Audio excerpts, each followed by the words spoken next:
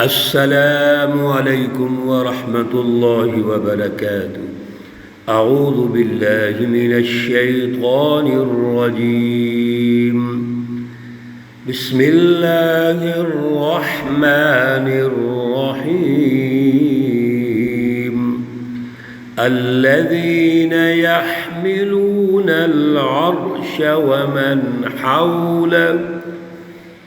ومن حوله يسبحون بحمد ربهم ويؤمنون به ويستغفرون للذين آمنوا ربنا وسعت كل شيء رحمة وعلما فاغفر للذين تابوا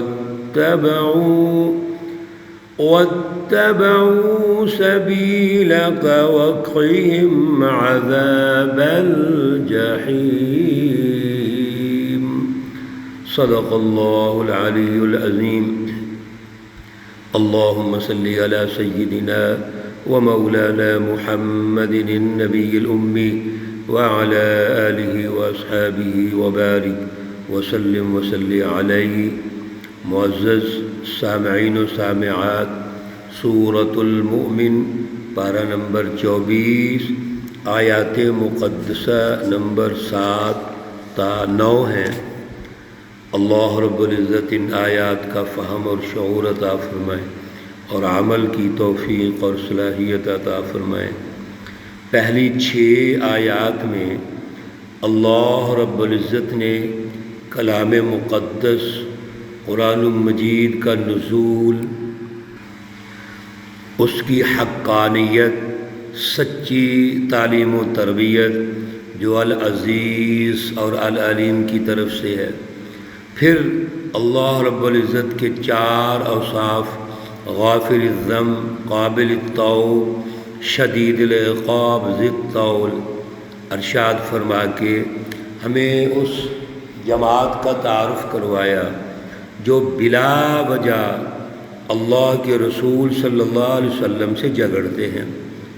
اب یہ جو جماعتیں ہیں یہ وقتی طور پہ خوشحال بھی ہو سکتی ہیں، وقتی طور پر ان کی ریاست بھی قائم ہو سکتی ہے، تو کیا ہمیں ان سے متاثر ہو جانا چاہیے؟ ان ظالموں سے متاثر ہو کر ہمیں ان کے دھوکے میں آ جانا چاہیے، کمپرومائز کر لینا چاہیے؟ تو اللہ نے منع فرما دیا، فَلَا يَغْرُرْكَ تَقَلُّبُهُمْ فِي الْبِلَادِ، اور ان کے لیے واضح ارشاد فرما دیا کہ اصل میں جو عذاب الہی ہے دنیا اور آخرت میں انہی لوگوں کے لیے ہوگا۔ رسول اللہ صلی اللہ علیہ وسلم کے ذریعے سے سب سے پہلے اللہ نے ان کو دنیا کے عذاب میں مبتلا کیا، اور وہ کیا تھا؟ سرداری ختم، شان و شوکت ختم، مادی اغراض ختم، اور غزوہ بدر میں ان کو شکست ہو گئی۔ اور پھر 6 سال کے بعد غزوہ بدر سن 2 ہجری میں ہوا، صرف 6 سال کے بعد سن 8 ہجری میں اللہ نے مکہ کے اندر، جہاں ریاست مکہ انہوں نے بنائی ہوئی تھی ظلم کی بنیاد پر، وہاں ان کو شکست ہو گئی اور قومی انقلاب آ گیا۔ رسول اللہ صلی اللہ علیہ وسلم غالب ہو گئے، یہ دنیا میں ان کو شکست ہے، اور آخرت کی شکست، آخرت کی ناکامی اور عذاب، وہ تو آپ پچھلی سورۃ الزمر میں بھی سن چکے ہیں، اور یہاں بھی اللہ نے کہہ دیا وَكَذَلِكَ حَقَّتْ كَلِمَةُ رَبِّكَ عَلَى الَّذِينَ كَفَرُوا أَنَّهُمْ أَصْحَابُ النَّارِ۔ اب وہ سچی جماعتیں جو دنیا میں اللہ کی رضا کے لیے کام کرتی ہیں، جد و جہد کرتی ہیں، آپ ذرا اگلی آیات آج کے درس میں سنیے، ان کے لیے ہر جگہ دعائیں ہوتی ہیں۔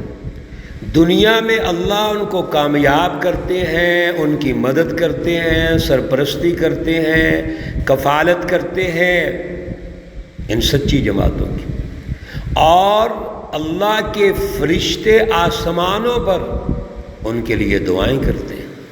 الذین یحملون العرش ومن حولہ، وہ لوگ جنہوں نے عرش کو اٹھایا ہوا ہے فرشتوں نے، اور جو اس کے ارد گرد ہیں، عرش کو اٹھانے والے فرشتے، اور اسی طرح جو اس کے ارد گرد کے ماحول میں ہیں، اور اسی طرح فرشتوں کے علاوہ بھی اللہ کی بارگاہ میں حضیرت القدس میں، جو وہ مالا اعلیٰ کا بڑی پارلیمنٹ ہے، وہاں پہ سچے لوگ اللہ کے نبی جو دنیا سے تشریف لے گئے وہ بھی اس مجلس میں موجود ہیں۔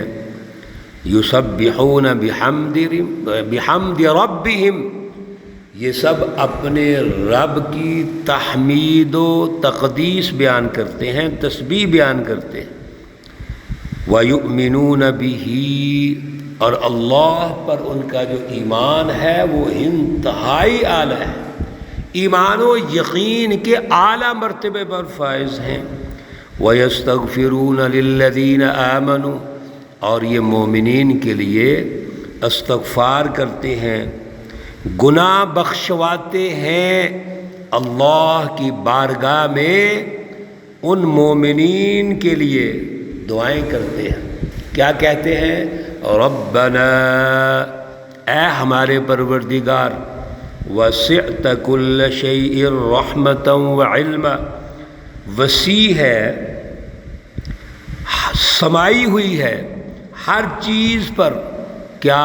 رحمت اور علم، دو چیزیں ہیں، ایک اللہ کی رحمت سمائی ہوئی ہے، وسیع ہے، پھیلی ہوئی ہے، احاطہ کی ہوئی ہے، اور دوسرا علم، علم کا فکر سے تعلق ہوتا ہے کہ کوئی کسی قسم کی فکری غلطی ہو جائے، علمی غلطی ہو جائے تو اللہ معاف کرتے ہیں، اور رحمتاً، ویسے اللہ رحیم ہے، اور بھی کوئی غلطی ہو جائے تو اللہ اس کو بھی معاف کرتے ہیں۔ تو اللہ کی جو رحمت ہے وہ وسیع ہے ہر اعتبار سے۔ فاغفر للذین تابوا، توجہ سے میرے عزیزو سنیے ان الفاظ کو، ان کی وضاحتیں تو بڑی ہیں لیکن ہم ترجمہ ہی کر سکتے ہیں یا ہلکی ہلکی وضاحت۔ فاغفر، اے اللہ تو بخش دے، للذین تابوا، ان لوگوں کو جنہوں نے توبہ کی، واتبعوا سبیلک، اور تیرے راستے پہ چلے، وقہم، اور بچا ان کو، عذاب الجحیم، جہنم کے عذاب سے، آگ کے عذاب سے بچا۔ تین باتیں ہو گئی، ایک تو اللہ کے سامنے توبہ کی، اور توبہ کے بارے میں ہم نے غافر الذنب و قابل التوب وہاں پر بھی عرض کی تھی، وضاحت کی تھی کہ توبہ کیسے کرنی ہے۔ تو اللہ رب العزت کے سامنے جنہوں نے توبہ کی ان کو بھی بخش دے، اور پھر توبہ کرنے کے بعد یہ نہیں کہ دوبارہ پھر اسی عمل کی طرف چلے گئے جس سے توبہ کی، بلکہ واتبعوا سبیلک، اب وہ آپ کے درست راستے کی پیروی کر رہے ہیں، ان کو جہنم کے عذاب سے بچا۔ اور آگے دعائیں ہی دعائیں ہیں، ربنا، اے ہمارے پروردگار، وادخلہم جناتی، ان کو جنت میں داخل فرما، عدن، جو جنات عدن ہیں، جو سدا رہنے والی جنت ہے، ہمیشہ رہنے والی، التی وعدتہم، جس جنت کے بارے میں ان سے وعدہ کیا تھا۔ اللہ رب العزت کا یہ وعدہ ہے میرے عزیزو، یاد رکھو، مسلسل آپ ان آیات میں سن رہے ہو، اور اس پر بھی ہمارا ایمان و یقین ہونا چاہیے کہ اللہ کا یہ وعدہ ہے، اللہ اپنے بندوں کو کبھی مایوس نہیں کریں گے، دنیا میں بھی جنت دیں گے، آخرت میں بھی جنت دیں گے۔ دنیا میں جنت کیا ہے؟ سیاسی اور معاشی عدل کے نظام کا غلبہ، دین اسلام کا جو سیاسی اور معاشی سسٹم ہے اس کا غلبہ، امن و امان، خوشحالی، اللہ کی رٹ کا قیام، سماج اور معاشرے پر اللہ کی رٹ کا قائم ہونا، یہ دنیا کی جنت ہے جس میں اخوت ہوگی، بھائی چارہ ہوگا، محبت ہوگا، امن ہوگا۔ جنت میں ہوتا کیا ہے میرے عزیز؟ امن ہی تو ہوتا ہے، خوشحالی ہوتی ہے، کوئی غم نہیں، کوئی فکر نہیں اور کوئی خوف نہیں ہے۔ یہ ہے دنیا کی جنت۔ اور آخرت کی جنت اس کا اگلا درجہ ہے، وہ تو اعلیٰ جنت ہے، تو جس سے وعدہ ہوا اللہ کا۔ پھر اتنی بات نہیں، وَمَنْ صَلَحَ مِنْ آبَائِهِمْ وَأَزْوَاجِهِمْ وَذُرِّيَّاتِهِمْ، 3 رشتے بھی ذکر کر دیے، ایک وہ جو والدین ہیں، دوسرا اولاد اور تیسرا بیویاں۔ یہ 3 مرکزی رشتے ہوتے ہیں انسان کے، جس سے پیدا ہوا والدین، اور جن کو پیدا کیا اولاد، اور جن 2 افراد سے میاں بیوی سے پیدا ہوئے، یہ خاندان چلا سارا، رشتہ داری بنی۔ تو یہ سب لوگوں کے لیے یہ فرشتے دعائیں کرتے ہیں، حضیرت القدس میں مقربین دعائیں کرتے ہیں، انک انت العزیز الحکیم، بے شک تو ہی زبردست ہے، حکمتوں والا ہے۔ معنی کرنا ہے تو ہی، حصر کا معنی ہے، کیوں؟ انہ کا کاف ہے، پھر انت دوبارہ تو آ گیا، دونوں کا معنی ہے تو معنی کریں گے تو ہی۔ وقہم السیئات، ان کو بچا برائیوں سے، ومن تق السیئات یومئذ، اور جو بھی بچ گیا آج کے دن بھی برائیوں سے، فقد رحمت، پس تو نے اس پر مہربانی کی، تیرا رحم ہو گیا۔ آج کے دن سے مراد بھی یہی ہے کہ ہم دنیا میں بھی برائیوں سے بچیں، آج بھی اور ہر جگہ پہ ہم برائیوں سے بچ جائیں، کیونکہ دارالعمل تو دنیا ہے جہاں ہم نے ان برائیوں سے بچنا ہے اور ہم نے آگے بڑھنا ہے، ہم نے ترقی کرنی ہے۔ میرے عزیزو یاد رکھو، کچھ لوگ یہ سمجھتے ہیں، جو کچھ دیندار بھی ہیں، کہ ہم نے نماز پڑھ لیا تو ترقی مل گئی، روزہ رکھ لیا تو ترقی ہو گئی۔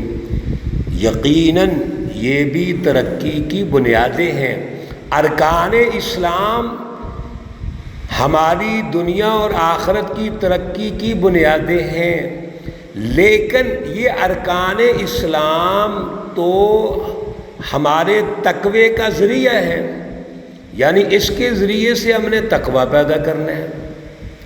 اب باقی جو سٹیجز ہیں ترقی کی، وہ تو تقوی کے بعد شروع ہوں گی۔ وہ کیا ہے؟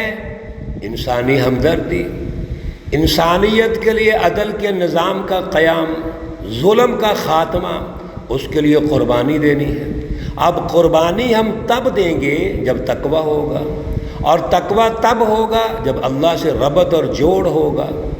تو اللہ سے ربط اور جوڑ کا نتیجہ تقوی ہے، اور تقوی کا نتیجہ ظلم کا خاتمہ ہے، عدل کا قیام ہے۔